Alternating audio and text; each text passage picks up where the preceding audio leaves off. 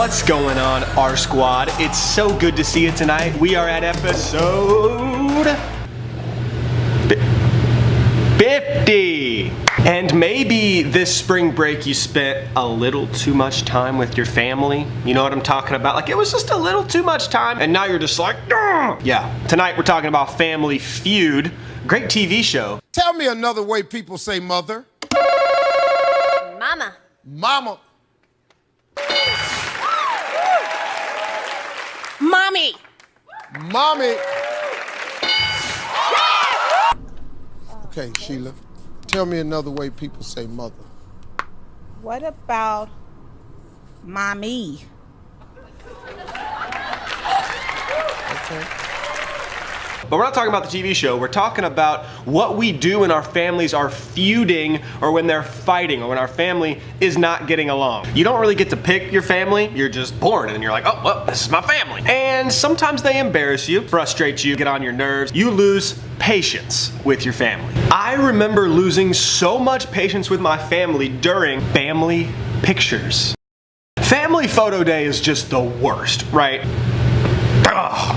I know you guys aren't gonna believe this, but I had some really bad haircuts when I was growing up. Everything always had to be exactly perfect. I would always lose patience with everyone, especially mom. We had to take like 800 different poses, and I'm like, all right, the first one was perfect. Can we just go home now? Your hand needs to be higher. Get closer to your sister. You need to smile more. Your grandparents are gonna see this. Act like you like each other. All right, I'm just kidding. It really wasn't that bad, but for some reason I just hated it, and I always lost patience. We all know what it's like to lose patience with a family member, especially if you've got siblings. If you got brothers or sisters, you know what it's like to lose patience with a family member. I thought it would be kind of cool to call my sisters, just ask them about a time where they lost patience with me. Hello? Hey, what's up? Let's leaving to go to brunch. Leaving to go to brunch. I got a quick question for you. Yeah. What is a time where you were really mad at me and you lost a lot of patience with me? Do I have to give the answer now? Oh yeah, can you not think of one? I might need. No, not really. Wait, does that have to be like a serious example? Or can it be like when you forced me and Jess to play on the trampoline and wouldn't let us off and screamed like, boot camp? Oh no, that's pretty good. Yeah, I'll use that. Maybe like where you lost patience. Lost patience with you. I can't say that you're the one in the family that I usually have that experience with.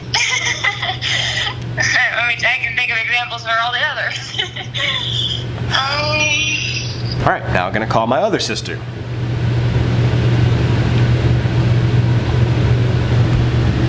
Guess we're gonna have to go with a voicemail. You have reached the voicemail box of. At the tone, please record your voice message. Hey, I need to know of a time where you lost patience with me. It's really important. So, call me back. Bye.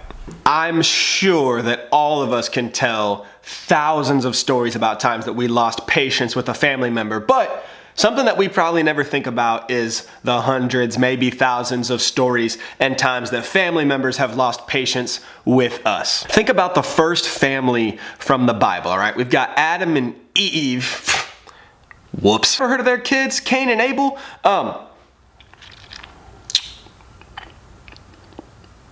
Yeah. We live in an imperfect world. The Bible tells us from the very beginning that it was our sin, it was our greed, our pride, our selfishness that originally separated us from God, that brought imperfection into the world. And now all of us have issues that continue to separate us from God, and it's amongst us in our families, our imperfect family. We live in an imperfect world that's made up of imperfect families, that's made of imperfect people. We may get hurt and offended and frustrated and annoyed by things that our family members do, but a lot of times we probably hurt and annoy and frustrate and offend our own family members. Maybe we're not even thinking about it that way. There's a guy named C.S. Lewis, kind of a big deal. Wrote a couple books, told some stories. He said this: I am trying to call attention to a fact. The fact is that this year or this month, or more likely this very day, we have failed to practice ourselves the kind of behavior we expect from other people. We always expect people to be on time, to not text while they're driving, to not be a jerk, right? Just to be a nice person, to not annoy anybody, to not frustrate anybody, to not offend anyone or hurt anyone. But reality is we do that stuff. Sometimes we're late.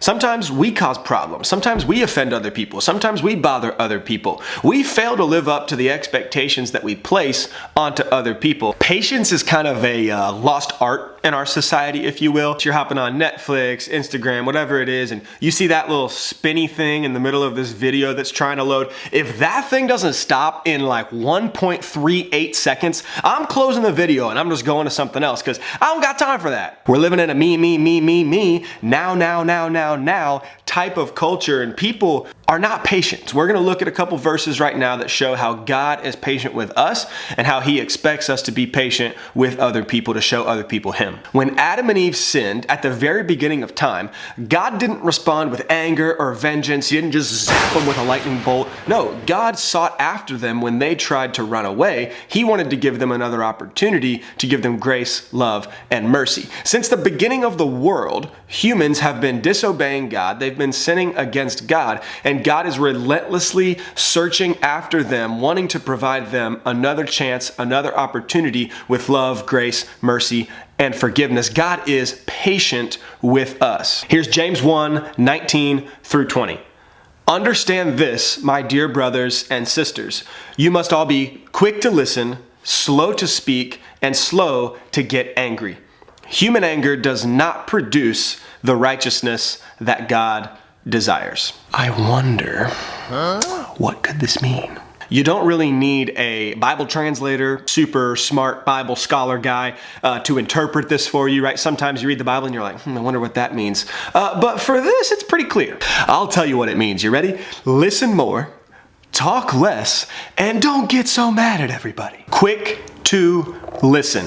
Now, the first part of good listening is just being quiet while somebody else is talking, but that's only a part of it. I mean, honestly, a lot of us just need to start there. The other part of it is that we've got to decide that whoever else is talking, whatever else they're saying, we've made up our mind that what they are saying is important and that I can actually learn from it and benefit from it as I gain understanding. How many of our family feuds could be honestly just avoided if one person would have taken the time just to stop talking for a second, listen to the other person to truly understand where they were coming from and what they were going through. Slow to speak. You ever said something and then as the words are coming out of your mouth, you're like, oops, no, I didn't mean that. Too late. Being slow to speak means that you choose your words carefully because you understand that your words have power. Let me give you a little tip here. Not everything that you think needs to come out of your mouth. A wise person once said nothing at all. When you're quick to speak, you interrupt other people, you talk over other people, and you rush just to make your point without even really listening to what they're saying and to what's going on. It's rude. Put some respect on their name